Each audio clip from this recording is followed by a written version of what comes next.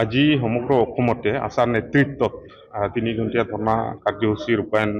কৰিবলৈ লৈছোঁ আৰু এইকাৰণে কৰিবলৈ লৈছোঁ যে আমি মূলত 4টা দাবী লৈ আমি এই কাৰ্যসূচী ৰূপায়ণ কৰিছোঁ। প্ৰথমতে জনজাতিকৰণ, দ্বিতীয়তে লেণ্ড পাট্টা, তৃতীয়তে আমাৰ যিখিনি সঠিক পৰিচয় পত্ৰ আৰু চতুৰ্থতে যিসকল আমাৰ আদিবাসী ভাই তেখেতসকলে বাগানত কাম কৰে তেখেতসকলৰ দৈনিক মজুৰি 551 টাকালৈ বৃদ্ধি কৰা। আজি অসম চৰকাৰে আমাক বাৰম্বাৰ প্ৰতাৰণা কৰিলে, তেখেতসকলে আমাক জনজাতিকৰণৰ নামত বিভিন্ন ঠগ প্ৰবঞ্চনা কৰিলে আৰু আমি এইখিনি অসম চৰকাৰক কিয় দিব বিচাৰিম যে যোৱা 2016 চনত যেনেকৈ অসমৰ পৰা কংগ্ৰেছ চৰকাৰক বিদায় দিয়া হ'ল, আজি আদিবাসীসকলে আমি ভিতৰে আমি প্ৰস্তুত হৈছোঁ যদি 26ৰ ভিতৰত আমাক এছটিকৰণ নকৰে,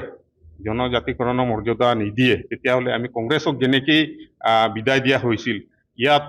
আদিবাসীসকলৰ যথেষ্ট অৱদান আছে। কংগ্ৰেছ চৰকাৰ অসমৰ পৰা বিদায় দিয়াৰ ক্ষেত্ৰত অনাগত দিনত যদি 26ৰ আগে যদি আমাক জনজাতিকৰণৰ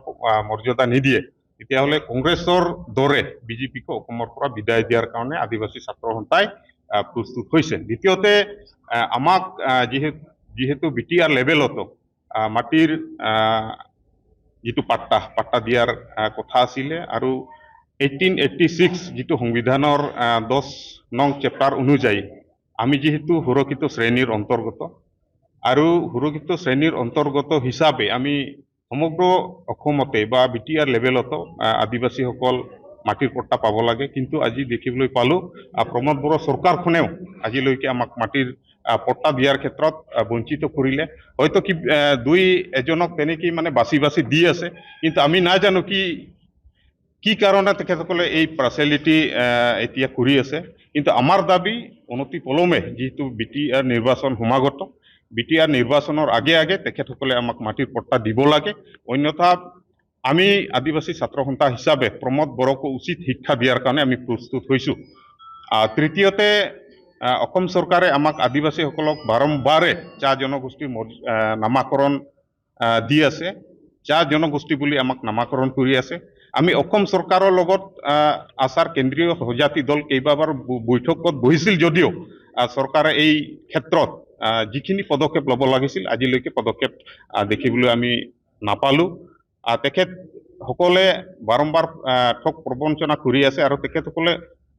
অন্তিম পৰ্যায় পৰ্যন্ত তেখেতসকলে আদিবাসীসকলক চাহ জনগোষ্ঠী নামেৰে নামাকৰণ কৰাৰ চেষ্টা অব্যাহত ৰাখিছে আৰু আমি দাবী জনাইছোঁ আদিবাসী ছাত্ৰ সন্থা হিচাপে আদিবাসীসকল যেনেকৈ চাওতাল, উৰা, মুণ্ডা, গড়খাড়ীয়া, ভূমিজ তেখেতসকল নিজা উপজাতিৰ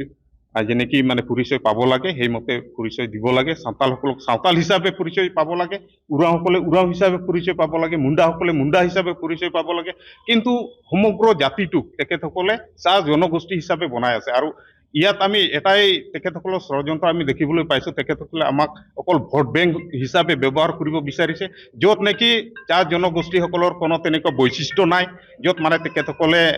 এছটিৰ দাবী কৰিব পাৰে বা অন্যান্য মৌলিক অধিকাৰ লাভ কৰিব পাৰে। কিন্তু অসম চৰকাৰৰ এই কুটিল ষড়যন্ত্ৰক আমি ধিক্কাৰ জনাইছোঁ আৰু 26ৰ আগে